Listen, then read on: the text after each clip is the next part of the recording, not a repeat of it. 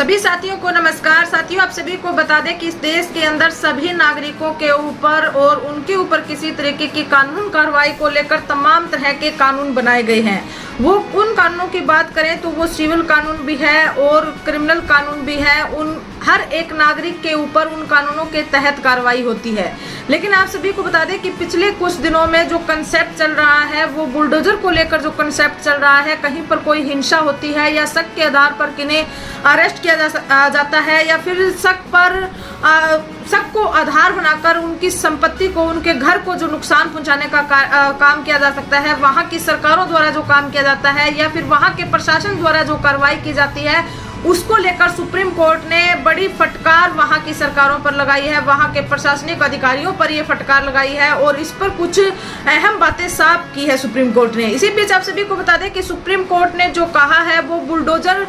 के कंसेप्ट पर एक्शन लेते हुए सुप्रीम कोर्ट की तरफ से ये डिसीजन दिया गया है और केंद्र सरकार के साथ साथ राज्य की सरकारों को और वहां के प्रशासनिक अधिकारियों को फटकार लगाते हुए ये कहा है कि किसी को आप आरोपी किसी केस के अंदर मानते हैं या फिर उसके ऊपर जो दोष है वो सिद्ध भी हो जाते हैं तो फिर उनकी संपत्ति को नुकसान पहुंचाने का अधिकार किसी के पास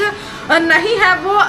वो वैध नहीं है जिस तरीके से उनकी संपत्ति को नुकसान पहुंचाया जाता है, उनके घर को तोड़ा जाता है, ये कहाँ तक उचित है। साथ में सुप्रीम कोर्ट ने ये भी कहा कि किसी सड़क या सार्वजनिक स्थान पर अगर कोई आरोपी या दोषी की संपत्ति बनी है तो उसको भी अगर हटाना है या उस पर किसी तरीके का एक्शन लेना है, बुलडोजर का जो एक्शन लेना है उस पर भी आप कानूनी रूप से एक्शन ले सकते हैं। उनको अल्टीमेट देते हुए आप एक्शन ले सकते हैं। अचानक से आप उनके घरों को इस तरीके से नहीं तोड़ सकते हैं। इस बुलडोजर के कंसेप्ट पर आप सभी को बता दें कि जो याचिका दाखिल की गई थी वो मध्य प्रदेश के मोहम्मद हुसैन और राजस्थान के रशीद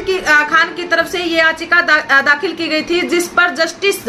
BR गवई और साथ में जस्टिस KV विश्वनाथन ने इस पर बड़ी सुनवाई की और मीडिया रिपोर्ट्स के अनुसार अदालत ने कहा कोई आरोपी है सिर्फ इसलिए एक घर को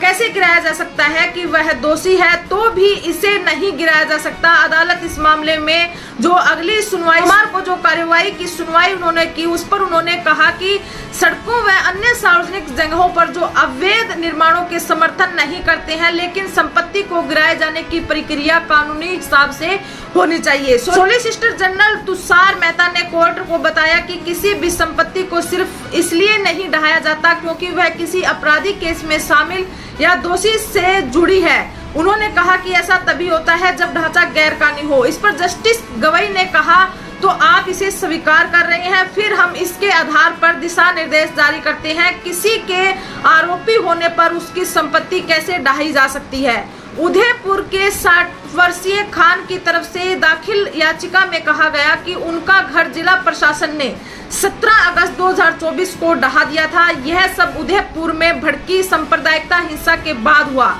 जिससे वहां पर कई वाहनों को आग लगा दी गई थी और साथ में बाजार बंद कर दिए गए थे। ये घटना एक मुस्लिम छात्र के कथित तौर पर हिंदू सहपाठी को चाकू मारने के बाद हुई थी। इस घटना में सहपाठी की मौत हो गई थी। खान आरोपी छात्र के पिता हैं। MP के मोहम्मद हसीन के आरोप है कि प्रशासन की तरफ से उनका घर और दुकान अवैध तरीके से बुलडोजर द्वारा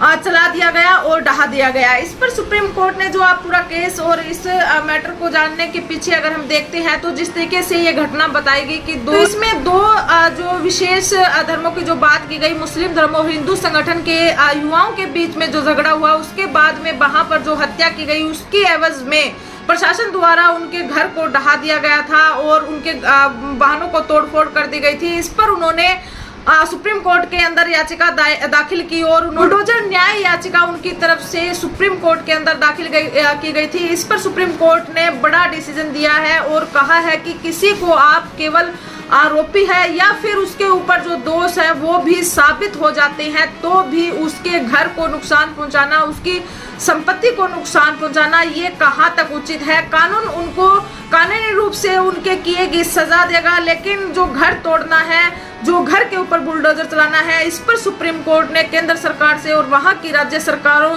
के ऊपर फटकार लगाते हुए उनसे जवाब मांगा है। और इस तरीके की घटना पर जो दिशा निर्देश देने की बात है वो सुप्रीम कोर्ट अपने डिसीजन के माध्यम से देंगे। लेकिन अभी उन्होंने ये कहा है कि